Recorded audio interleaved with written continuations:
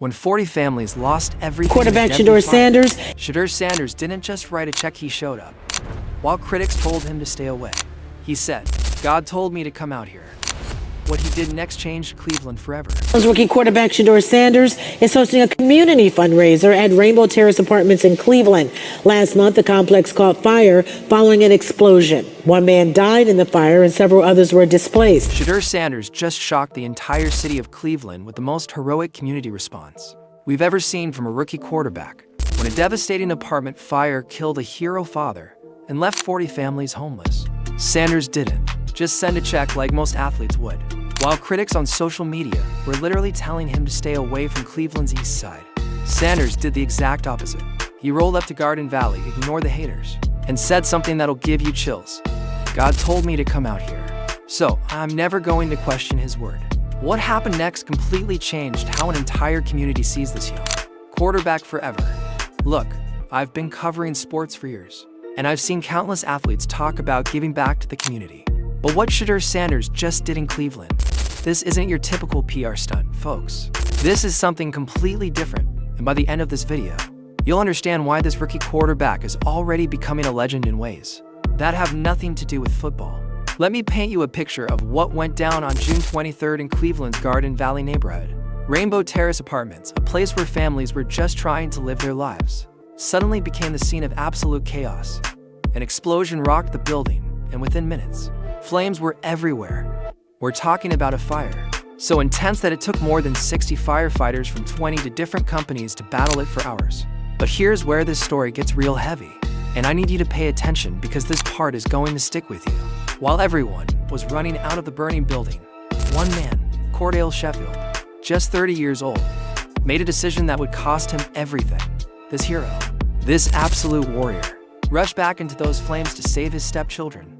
He saved them, but Sheffield didn't make it out.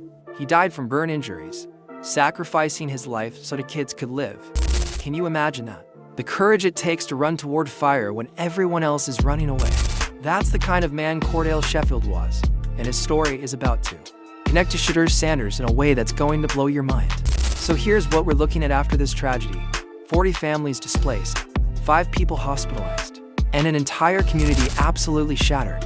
Ward 5 Councilman Richard Starr put it perfectly when he said, "Since June 23rd, everyone has been not themselves." The whole community was crying, and now we're mourning the loss of Cordell Sheffield, who was a hero. Now, here's where most athletes would maybe tweet their condolences, maybe send some money through their foundation, and call it a day. But Shedeur Sanders, nah, this dude operates on a completely different level. Picture this, Sanders is out of town when this whole thing goes down. He's probably focused on rookie duties, training, getting ready for the season. But then he sees something on social media, not from his PR team, not from the Browns organization, from a random Instagram DM. Someone reached out to him about this tragedy, and his immediate response wasn't "let me think about it" or "I'll have my people look into it." His response was, "Dang, that's crazy. And I just wanted a day for everybody to get out here and have some type of enjoyment, excitement. Bring just the family atmosphere back." The Garden Valley Fun Fest will raise money for those impacted residents. The event runs from 4 to 8 p.m. and will feature food, music, and fun for everyone. But wait, it gets better. When Sanders posted about organizing this Garden Valley Fun Fest on his social media, you know what happened? The comments section exploded with people telling him not to go. We're talking about his own fans. People who supposedly support him, literally trying to deter him from going to the East Side neighborhood. Some of these comments were probably straight up telling him it was too dangerous, too risky for his image, to whatever. And here's where Shedeur Sanders showed everyone exactly who he is. Instead of listening to the noise, instead of playing it's safe like most rookies would, he doubled down. He said something that's going to give you chills. "There was a lot of people who didn't want me to come down here and doing it, but I don't understand why. God told me to come out here, so I'm never going to question his word." Let that sink in for a second. This 22-year-old rookie quarterback just told the world that he's not making decisions based on social media comments or PR advice. He's making decisions based on what he believes is right, and he's willing to stand on that no matter what anyone says. So what did this Garden Valley Fun Fest actually look like? Because this wasn't some quick photo op where Sanders shows up, takes a few pictures, and bounces. This dude rolled up at 4:30 in the afternoon and stayed until 8 p.m. We're talking about for hours of Sanders being completely present in this community. Picture the scene, free food trucks lined up, kids getting their faces painted, bounce houses everywhere, and a station offering free haircuts. But the most incredible part, Sanders and his teammate Mike Hall Jr. found an open field next to the event and organized a pickup football game with the neighborhood kids.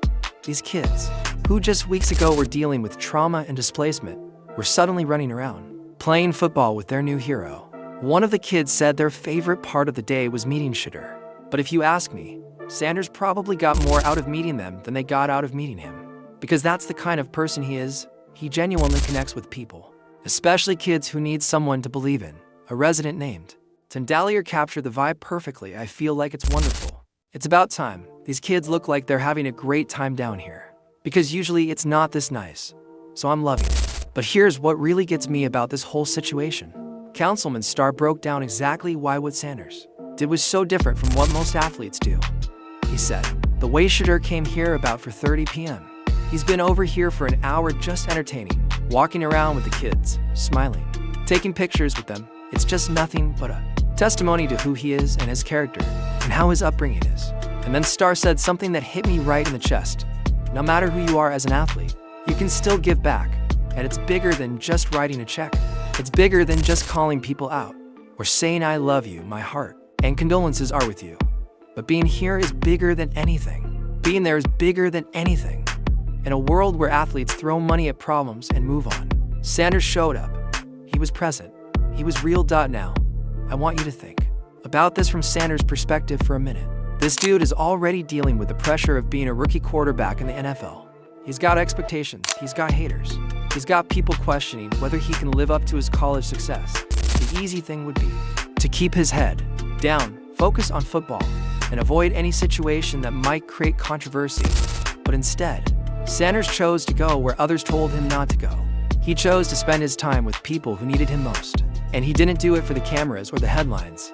He did it because, as he put it, just get active and actually do it. Sending money and stuff, that's easy. But you have to actually go out there and be in the flesh. I feel like that's more impactful. This is the mindset of a winner, folks. This is the mindset of someone who understands that greatness isn't just about what you do on the field. It's about who you are as a human being. And the community felt that authenticity. Starr explained it perfectly. We've got to continue to come together and continue to love on each other and put resources together so we can heal the community. And having a relationship with Shedeur Sanders where you now know that he's in your community, he understands what's going on in your community. He's been there, it's different. It's so great. That relationship piece is crucial.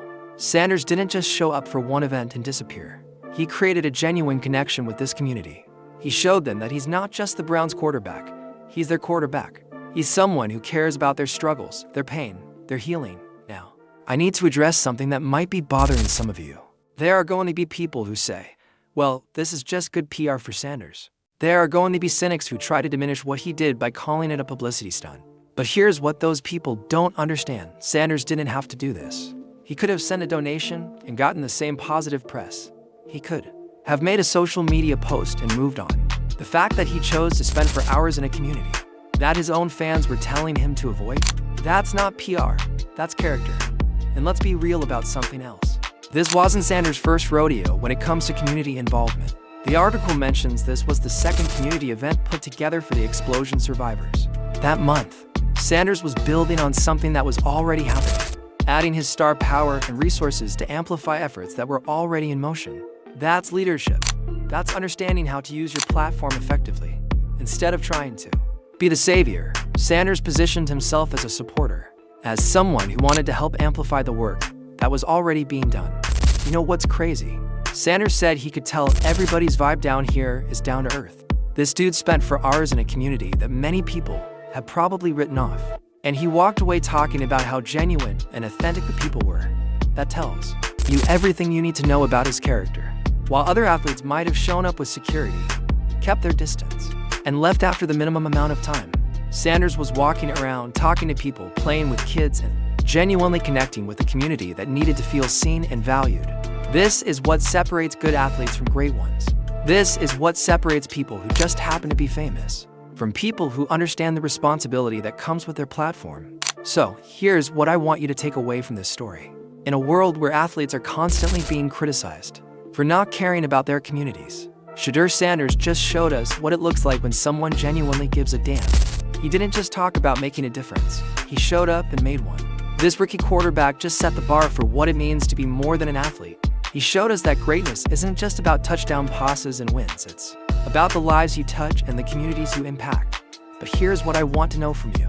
Do you think more athletes should follow Sanders' example and get directly involved in their communities like this? Or do you think sending money and social media support is enough? And what does this tell us about the kind of leader Sanders is going to be, not just in the locker room, but in the city of Cleveland? Drop your thoughts in the comments below. And if this story inspired you like it inspired me, make sure you hit that subscribe button and ring the notification bell, because this is the kind of content we need more of. Real stories about real people making a real difference.